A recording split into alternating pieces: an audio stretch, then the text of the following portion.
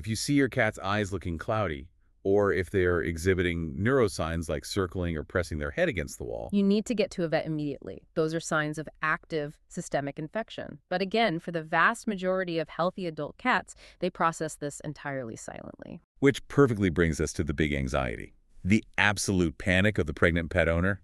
I cannot tell you how many times I had to talk a family off the ledge because they are convinced they need to rehome their cat the second they see a positive pregnancy test. And as a scientist looking at the actual transmission data, let me just unequivocally say, please stop doing that. The CDC, the major veterinary associations, the 2025 One Health guidelines, everyone is entirely aligned on this now. You do not need to rehome your cat. But we do need to explain why, because the fear isn't coming from nowhere. If the cat sheds the eggs and the eggs cause severe birth defects, which they absolutely can, right? Yes, and utero infection is devastating. If a pregnant woman contracts toxo for the very first time while pregnant, the parasite can cross the placenta. It can cause severe vision loss, hydrocephalus, cognitive disabilities, or even be fatal for the fetus. We are absolutely not downplaying the severity of the disease itself. No, we are clarifying the mechanism of how you actually get it. Exactly. And it all comes back to that oocyst biology we talked about.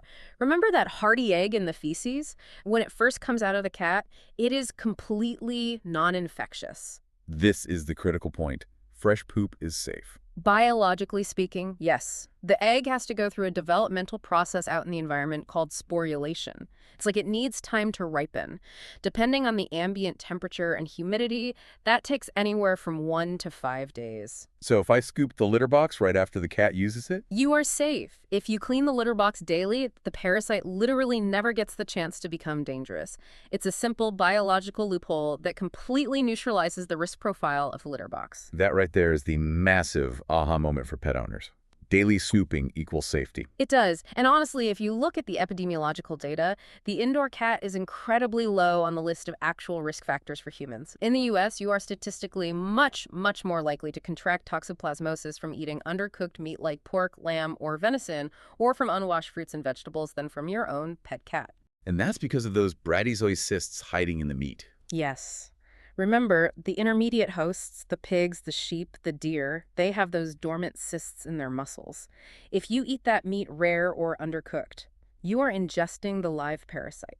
Okay, but the vegetables. How does a carrot give you toxo? Soil. Think about the One Health perspective here, how the environment physically connects animal and human health.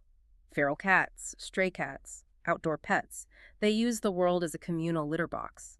A soft, freshly tilled garden bed is the perfect spot for them. So that soil becomes heavily contaminated with sporulated oocysts, the hardy ones that survive for a year. So the completely innocent act of gardening is actually a major risk factor. If you aren't wearing gloves, yes, you touch the contaminated soil, you accidentally touch your face, or you pull a carrot and don't wash it thoroughly enough. That is a far more common route of human infection than petting your indoor cat. And I noticed the sources explicitly stated the parasite usually isn't even on the cat's fur. Right. Cats are incredibly fastidious groomers. They don't typically carry feces on their coat. And unlike rabies or Bartonella, you don't get toxo from a cat bite or a scratch. It requires ingestion. Okay, so let's summarize the practical safety protocol for the listener before we move on to this crazy new research. Yeah. If you want to be as safe as possible, what are the concrete steps? Step 1, keep your cat indoors. If they can't hunt infected mice, they can't contract the parasite. Step 2, do not feed your cat raw meat.